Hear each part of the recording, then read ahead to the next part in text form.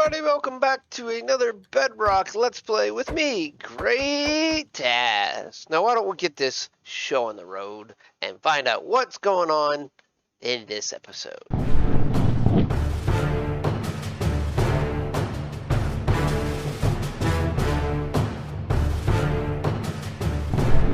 Alright, so here we are once again, and let's just start off. Looking at our gear and stuff, other than I think even check real quick over in the enchanting setup, I believe we have pretty much everything we want to get ready to go to the end and fight the dragon. But let's look. We do have an Infinity Flame 1 Unbreaking Power 4 Punch Tube bow.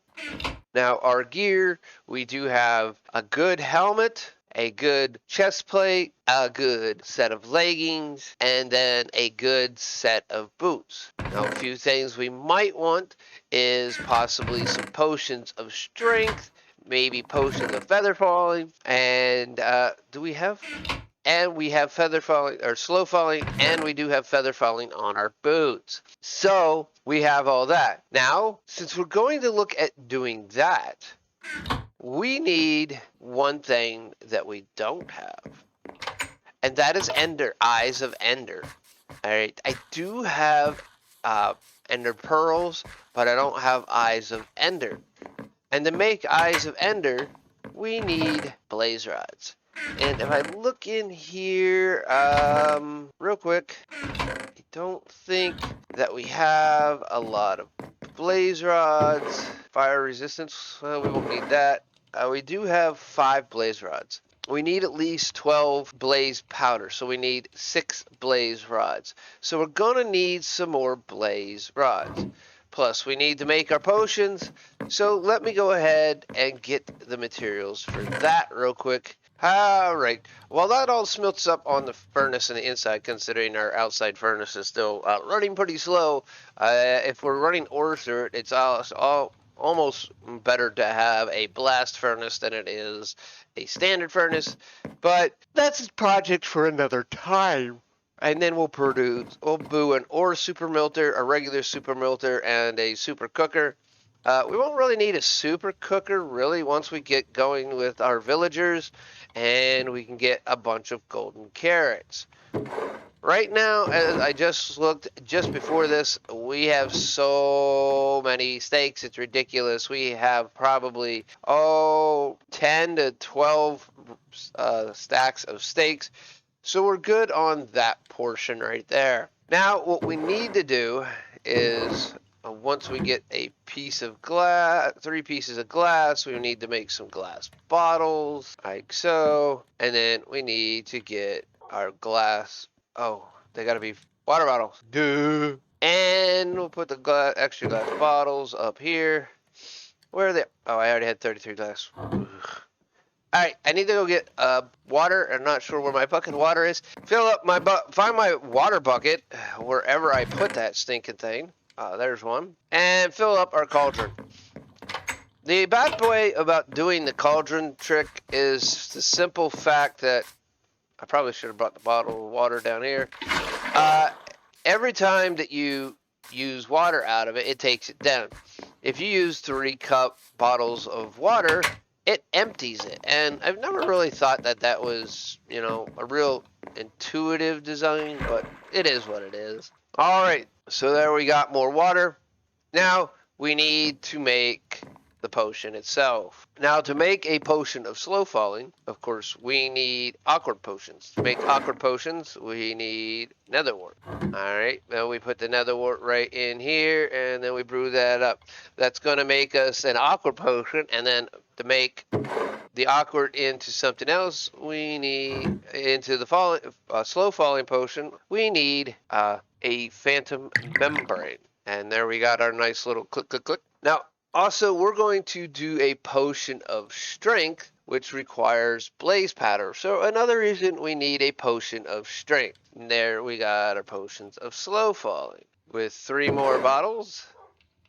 Actually, we need 1 more bottle, because we got 2 right here. We can use our nether wart, and this requires a blaze powder. Now, there are multiple different techniques to actually defeat the dragon, but one of the easiest one is just to go at it normally. Now, you can take a pumpkin and carve it and put it on your head so you don't have to look at the Enderman, but we're not going to worry about that. We're going to get everything together this episode so that we're ready to go, and then from there we will go ahead and make a charge towards doing the Ender Dragon. So there's our potions of slow falling and some other potions we have gotten. Just waiting for the potions of strength to finish brewing up. There we go. Now you can make these potions longer or stronger, but it all depends on what you put in. Now to make a potion longer, you're going to need redstone dust. To make it stronger, you're going to need glowstone dust. I don't have glowstone dust, so I'm not going to worry about that right now. We'll take one of these blaze rods, break it into some blaze powder, and then we're going to put it in here just to make sure that when we run out of fuel for the brewing stand, we have more right there. So there we have our 8-minute +1 damage. Now the other one is +3 damage, but as you can see, this is an 8-minute one. That one is a 30-second. So depending on what you want, if you want, but you can't make the two. You can't make a combination of a more powerful one and a longer one. Now let's go ahead and make it day, and we still got a few other things to do before we end up in fighting the dragon. Alright, so with potions brewed, we still need Eyes of Ender. And to make Eyes of Enders, you need Ender Pearls, and you need Blaze Powder. Well, as you've seen, we now have 4 Blaze Rods left, and 2 Powder. That's a total of 8 Blaze Rods. That's not going to be enough to be on the safe side. You should always try to have 12 Eyes of Ender. Yes, that's right, 12. 1 dozen of them, because if an end portal ends up having no Eyes of Ender in it, you will need 12. Then you might want a few more because they will have a tendency to break. But to do this, we need Blaze Rods. Now, we could just go on over to the Nether with our looting 3 sword and just kill some blazes and get Blaze Rod. But I would like to do something a little different today. We're going to build a blaze farm. And I got this design from Wattles. I have tested it in a world here, and it's perfectly fine. Now, it doesn't use the mechanics like a lot of players use in Java, for the simple fact that lava in Bedrock does not have the pushing ability like water does. But in Java, lava works like water, and it will push mobs to a point. So in Java, everyone builds a big box, put lava in the 4 corners, chops out a hole in the middle, and then has the blaze fall down, and they'll kill them at the bottom. Well, this one relies on pistons and pressure plates, and it works well. There's some, minor issues here or there, as with anything. But before we do that, let's get our supplies together. Now, for this farm, you're going to need at least a minimum of 48 sticky pistons. 48 sticky piston means a minimum of 48 slime. We have 39. Now we did raid the temple over there and got some sticky pendants, so that's 3. So that puts that at 42 total sticky pistons. Now we have a piston here already that we already have built, but it's not sticky, so there's that. So that's one less one we would have to worry about. Okay, so let's go ahead and we're going to find a chest that's empty-ish right here. We'll use that one. We have 39 of those. We have 3 of those, so we'll put those up there. With that, we'll put on this side that and that. We have 42. That means we need 6 more slime balls or 6 more sticky pistons, either way around it. Now we can take this one out so we have 1 less piston to worry about crafting. So that gives us 4, which just means we need to craft 44 pistons. 44 pistons is going to require redstone. which we have abundance right here. And more redstone ore, which we're going to have to break some open. We have also a major component is going to be repeaters. You need a minimum of 24 repeaters. So you're going to need quartz also for those repeaters. So we're going to put the repeaters in there. All right. We're going to make 23 more repeaters. Then we need 48 pressure plates and pressure plates that can't burn. So we'll use stone pressure plates once we find them, and we'll go from there. I gotta get some of those. I'm gonna need some of this. I'm gonna need some iron, so we might need to go over to the iron farm here to grab some iron. But for now, we're going to just craft up what we can out of the... Alright, so let's see here. We need roughly about 21. That should get us close to what we need. That'll get us 20 because we had 20 redstone. So we need to go bust open some redstone dust here real quick, and I'll be right back. Alright, and here we're back, folks. As you can see here, upper here in the right hand corner is the exact amounts. Okay, this plus this is 48. You're going to need 48 redstone dust, 48 sticky pistons, 48 pressure plates, and 24 repeaters. I'm bringing an extra repeater, some extra redstone, some extra iron. Also, we're going to take a crafting table with us. We can't use a bed, but we're just going to leave that here. Also, we're also going to need building blocks to make it look nice. Now, it all depends on what you want to use. You can use glass because it's transparent, you can see through it, but mobs can't. You can use netherrack, which you find there. You could use nether bricks, any material that you really want to use to actually be able to make this. If you want to make it look nice, then you got to do a little work to it. And you also should do this while you're creating the farm, because once you create the farm, it's really hard to turn off. So what I think we're going to do is we're going to do I don't know if I have a lot of it. We're going to go ahead and chop down a bunch of crimson trees, and then we're going to use crimson. I think they can build crimson fences out of them also. So let me check real quick. Yes, you can build crimson fences out of them. You just need the crimson sticks. We don't, planks, and we don't. So we're going to do a crimson wall, and then we're going to have pillars in the corners. This is just for looks. I think we're going to go with, what would be a good look to go with it? Can't use wool because wool is burnable. So I think what we will use, and crimson will not burn, either will warped forest. They're both non-burnable blocks. So I think what we'll do is in the corners, we can figure out a nice little block to go ahead and use. Here we go. I guess we could check and we could do blackstone corners and then crimson walls between the blackstone corners, and then we'll just make this look nice. Alright, so we're going to want to take some of our blackstone with us. That way we have it. Don't have any crimson. We do have warp stuff. So I think that should be suffice. We could get more if we need to in the nether. Alright, so we're going to pick all this stuff up, and to have below it as a collection system, we're going to use a hopper, some chests. We'll take a couple hoppers, a couple chests. That should be plenty enough. And I think I got pretty much everything we need. Give me a few minutes to double check everything to make sure I'm 100% sure. And then we will move on to the Blaze Spawner Farm.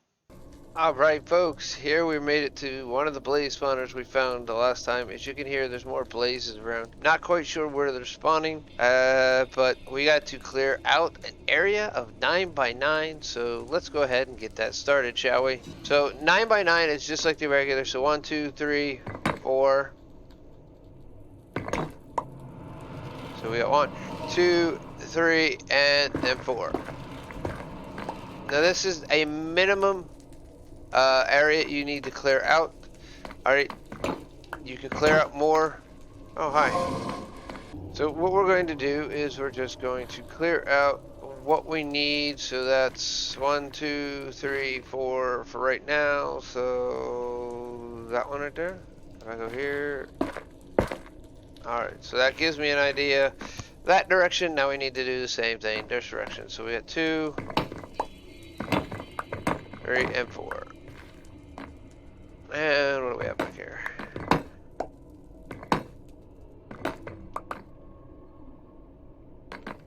Oh, look at that. It's the entrance room, which might cause us a few minor issues building it this one instead of the other one, but we'll figure it out. Alright, and then we need to go the same way here. So it's 1, 2, 3, and 4. So this spot here, we don't need to clear out. So we need to clear out a little bit above this one. Now, you don't have to do what I'm about to do next. I'm going to put a layer of half slabs on the bottom all the way across here. That you need to at least have 3 above the spawner. So that's 1 with that right there. And then if we turn around quickly and so we have a total of 4 above the spawner, and by putting that half slab roof up there, that will make it 3. So I'm just going to use nether bricks, as that's what we have extra plenty of. So that's going to be our first point of building a roof to this thing so that they can't spawn above it. Now, I did clear out an extra area 1 more further. That way, I think I need to clear 2. We need a 4x4 space plus 1 for your wall. So 1, 2, 3, 4. And my wall is going to be here, my outer wall. So I got to actually clear out 1 more level. As you can see, I'm trying to fill in some holes also. Right here, as you can see. So I did clear this one out. I gotta go 1 more, and this is where this might come into an issue. With this wall here, we gotta pull that out 1 more, and I'm gonna go ahead and do that. Because we're gonna be using wall pieces, so we don't want our wall pieces to actually stick to anything. So this is going to be just an extra layer. We're not gonna build anything on this layer, this edging. This is just so that we have something here to actually, you know, get a space and doesn't mess up the way I'm gonna need to remove that one anyway. So give the way our actual farm looks. So let me go ahead and we'll clear this other layer out quick, since it's mostly netherrack. My efficiency 4 pickaxes, oops, we'll make quick work of that. Alright, welcome back folks, and you can see here there's a little difference going on here. After I cleared out and started building in the other location, or the closer location to the entrance that we found to the fortress, it just was it was too much in the center of the fortress for me. Kept having other mobs spawn around and come attack me. So we moved over to the one that's on the further out and on the edge of the warped forest here to build our spawner on. And as you can see, we got a pretty good looking one going on right here. Now we need to move on to the next part. Once you get your 9x9 room minimum, and 2 blocks above, I went 3, that gives enough space for the spawner to actually work. As you can see, I have it lit up all around the spawner. That will keep the spawner from actually spawning any mobs. With that, I'm gonna save, and you can see I'm building around and I'm using walls as my or fences as my wall, and mobs can't see through fences, so that makes it nice. So now we have to move on to the next section. Now I did clear out a lot more than I needed to, but I'm going to put a layer back in here. It's just a box layer to help in case these guys start spawning for no apparent reason. They shouldn't, but it's just that. So let's get on with it. As I said, I'm going to put another layer in here, and to do this, I want to make sure that I also mark where the spawner is. So we're going to put that there, and then we're going to just build a whole single layer around this. Okay. Now, as I said before, this design I got is originally from Wattles, if I have it. And I will put a link in the description to his video. He's done this multiple times. He does guide worlds. So it's a very good spawner, and we'll build it up, and then we'll go into my test world, and I'll show you how it works, because I can actually be in the spawner room without them in being creative mode, without the blazes actually attacking me. So we're just gonna do this quickly. This will I haven't really had any issues with being attacked by the spawner and anything spawning, but this is just a secondary safety measure just in case. So we're gonna go ahead and just go all the way around. Oh, I ran out of netherrack, but thankfully we're going to be digging some up, but it probably doesn't look like it's going to be enough. So I do have a chest back here. Now you are going to have to make sure when you get to this point, now like this is on the outside, that's no big deal here or there. Now this is of course Bedrock, and this does work on Bedrock. Once you get your separation between your blaze spawner and your lower, you want to dig out two more layers below. All right, this will allow you and it has to be a 9x9 also, just like before. So you want this to be the same size, but this gives you an area to work without having to worry about blazes. All right, and you want to make sure that everything is filled in, that you have no holes.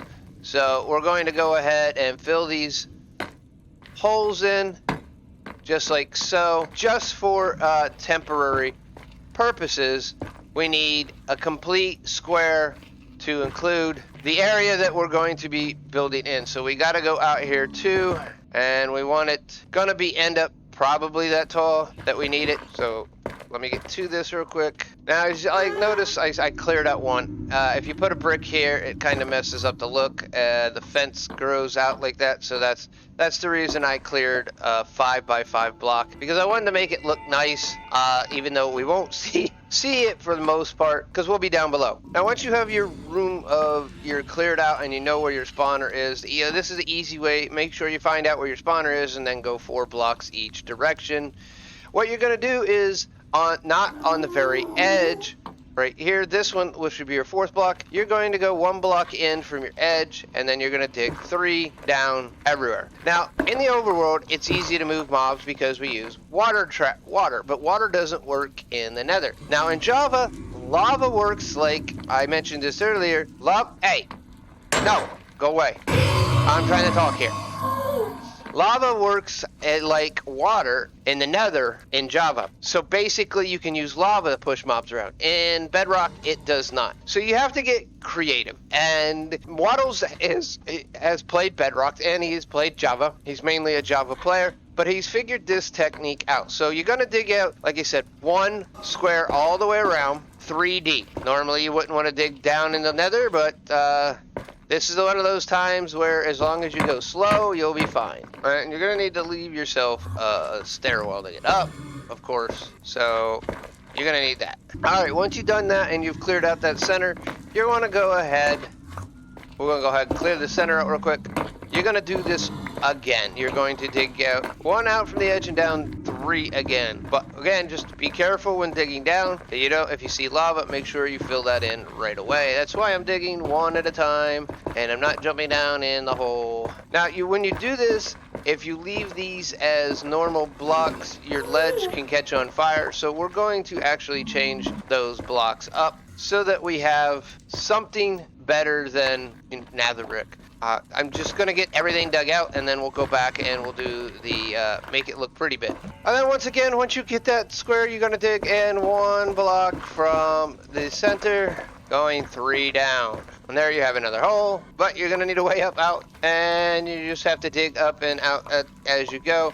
And then 1 more hole, 3 deep, and this is where your blaze is going to end up finally. So we're gonna go woohoo, did the dumb thing, jumped in the hole before it was ready. Go 4 deep, and now we need to dig out a chamber down here. To get down, up and down, we're just going to drop down right now, and we're just going to dig out a little square, and then we're going to go ahead and hop right back up, but we're going to use nether bricks, and we're going to go ahead and we're going to do a little bit of work right here. So we have a way down there. Also, we're going to quickly figure out how low we need to go by looking at our Y coordinate, 60. So we're going to go back in here, and then we're going to dig down to 60, and then dig our way over to the kill chamber. So we can get back up, what we're going to do is we're going to make some ladder. As many as we can. We're in 74, we're going down to 16, so we need 14. And here we are at 60. So we just want to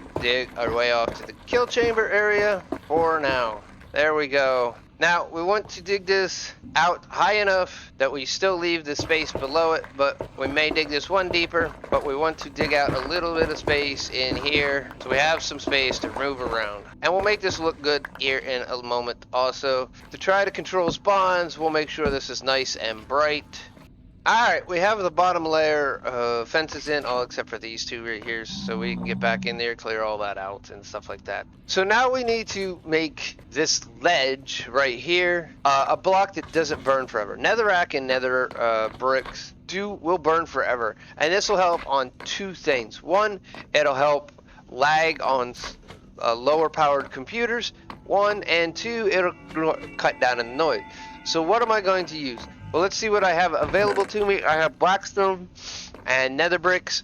So we're going to go with, we'll go with blackstone polished bricks, I think. Let's see what we got here. We'll go with blackstone polished bricks. We'll start with half a stack and then go from there. Look, Mr. Zombie Pigman, I don't know what you're doing, but 32, perfect number. Now we're going to do that for every layer. So I'm not going to need to go grab more blackstone, more bricks. So we're going to need probably 32 more. That's just a guess. Each time you go down a layer, you're going to need less and less. So now this bottom layer around this edge here, I think I'm just going to put a layer of nether bricks all the way around it. So that makes it a little bit easier. I'm not quite sure how many I'm going to need. And then all the way around that, I'm going to put a layer of, that's on the outside, I'm going to put a layer of slabs so they're non-spawnable locations, just to try to alleviate some of the spawn issues that we will possibly have with mob spawning around the edge of this.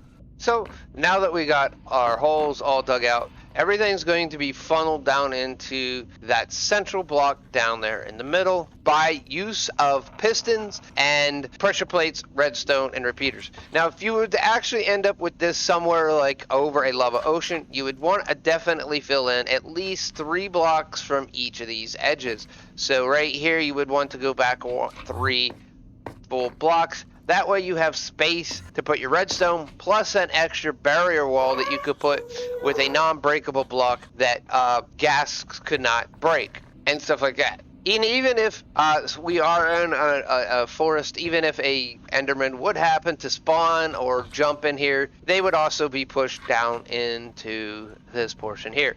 So now we're going to get on to the redstone. Now, I don't have everything. I still need 6 more slimes to be able to create this. So I will have to go back to the overworld, find some slimes, a swamp, or go down into the caves and find the swamp areas that have slimes in them, and get me 6 more slime balls so I can make those sticky pistons. Sticky pistons are definitely needed because when the block is pushed forward, you definitely want to be able to have that block be pulled back. And it looks like I'm going to have to get possibly a few more blocks. What I want to use is the polished blackstone. We did use polished blackstone in here. Instead of using, we're going to use cobblestone. Give me a little bit. I gotta go get some more materials. Alright, here we are. We're back in the nether after gathering up the supplies. As you can see, I now have 48 sticky pistons. I have chiseled black deep slate, which we're going to use for the pushing. Got some redstone and our repeaters right there. Now we're going to get into building this so it can actually work. Let's get to it. Right after we pick up our pickaxe. So here's the part that comes with everything else right here. Now you want to take out 2 chunks, and like I said, you want to do something on this back wall so it can't be destroyed by gas, but they shouldn't see us if we're on the inside, so we're just going to fill that in with netherrack. I forgot to fill in that 3rd wall with netherrack, so give me a quick second and let me do that. as I said, you want to dig 2 blocks, but you want to leave one corner closed, like so. So we're going to leave that corner over there, right over there, and you're going to dig back 2 blocks all the way. Then you're going to put your sticky piston. We're going to hold on to those for a minute, and we're going to put them right in here like so. And you're going to push your pushing block in here like so. Alright folks, we have now completely got all the push rods in. As you can see right here, if I can get in here, you can see all of them are pushing. The only thing we don't have is the pressure plates, and we'll put the pressure plates in last. Now the reason we don't do these corners here is because if you put a pressure plate here and redstone there and a pushing bar right there, both of them will attempt to push and it will break your farm right away. If this one pushes, it'll push it onto this pressure plate, and then this one will push it down. And you want to keep these all in the same corner. You don't have to. You could put it over here. It's still going to work out very similarly the same way, but it looks more symmetrical if you keep it all in the same corner. And then once you get down towards the bottom, of course, you got those down there, and it'll push it right into the center, into your choke chamber. Your kill chamber or area that you're going to be doing the killing of your mobs is going to be a little bit different here down here. So we're going to want these to come down low enough that we're going to hit, kill them, but we want to also make this look somewhat good right down here. So you need probably your best bet is to actually take this down one more like so, and we will quickly do this just like so here. And leave a block right here, and you can always put a slab on top of it. Now, the reason I'm saying do this is if you put steps all the way around here, you can still hit from back here, but you could put a hopper right here pointing into a chest, and then pointing into another chest, and you put like a way to get into the chest right below, so all your drops go right into the chest. You don't end up picking them up. Or you could just put a hopper right into the chest right here, and then leave this spot open. I mean, it all depends on how much you're going to use it. But for me, I personally am going to I forgot my items I need. So I need 1 hopper, and I want 2 chests. Now, having a piece of carpet also helps out here, but we're going to put a slab on top of this. I need to go back all the way up upstairs, and we're using polished, so we're going to turn this one into polished slabs, like so. And then we want stairs, and we're going to need 8 of those, so we need polished stairs and 1 more. And I found out something very interesting. I made these polished out of cobbled deepslate, but I could turn these back into other things. I'll play around with more of that stuff in a little later. I might come back in through here and make this whole hallway look a lot better. Just for now, this is what we're going to do. Alright, so we're going to open up this hole and put our double chest in there, just like so. This is to collect our drops. Then, of course, we're going to put the hopper on top of it. And then on top of the hopper, we're going to put a slab. And this gives us where they'll fall right here, and then we can kill the mobs right there. We're going to go ahead and break 1 more layer all the way around here. All of this is going to be broken. Gives us a little more standing room, just like so. And now that I think about it, I'm going to make a few other minor changes. We're going to need the drop chute to come all the way down. So just like so, we're going to finish off our drop chute. Now we're going to have to get out of here in a minute. So once we put the pressure plates in, we're going to be pushed all the way down to the bottom, and then we'll need to find a way out. So we'll just leave that one open for right now. And then in here, we're going to, I think, do slabs.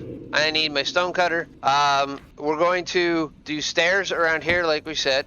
I just need to make sure that I can still open the chest. Yep, just like so. We'll need a trap door right there. And then we're going to turn all these walls. We're going to give us a little bit more room back this way, all the way around. We're going to pickaxe 2 because we're going to also fill in all these walls with polished deepslate. I hope I have enough. Alright folks, we have the kill chamber completely beautified. Let's go take a quick look at that real quick before we start this all up. Alright, don't have the tunnel to it completely beautified yet. I do have it partially. We have our polished deep slate here, and then polished blackstone on the floor. All the way throughout the bottom, we also have the very similar thing. I'm going to come around here and replace, as I can see when I was walking in, I can see those two bricks. We're going to change those into polished blackstone here in a little bit. But here is the kill chamber. There's a half a slot, and that's all you really need to be able to kill these guys. If you really want, you can cut these down and put them into slabs. Right there, we have an access to our treasure chest, which has netherrack in it. And then that's all that is for down here. We got some lighting. Looks like I goofed again. Got hurry and speed. We got steps along the top, and then a slab roof, as you can see there. This is a full roof all the way out through here. Kind of works out with the stairs. And then let's go ahead and start putting our pressure plates down. Now, we're going to want to clear this netherrack roof off too, just to make sure we don't hit the spawner. We can come back in here once we get back down from the bottom and then take off the torches, because it seems like in Bedrock, the torches actually affect these spawners much more than they do in Java. Alright, let's go ahead and just pick up all these blocks of netherrack real quick. Alright, so here we go. We're going to start plopping down our pressure plates. So we just want to do this just on every spot, just like so. And I hope I have enough. I should. Alright, we got that upper layer. Now we get this layer right here. One more layer to go. That is our bottom layer. Fall in the hole, thank you. Alright. And we have plenty. I need to get out. Open the treasure chest. Open the chest, because we're going to have to get that back out of there. And put our slab back on top of... Nope, not that. And pull that back out. Alright, now let's go back up. Get the torches and close it off. And we'll see it in action. Alright. First we're going to start with the torches. And there we go with the torches. Ouch, ouch, ouch. Hey, I'm trying to put out the fires, you turds. As you can see, they'll fall down in there just like that, get pushed around, and right down to the bottom they go. Let's put the fire out. And as I just demonstrated, they cannot see through the walls. As you can see there, we'll go ahead and then we'll go down to the kill chamber. And there we go, just like so.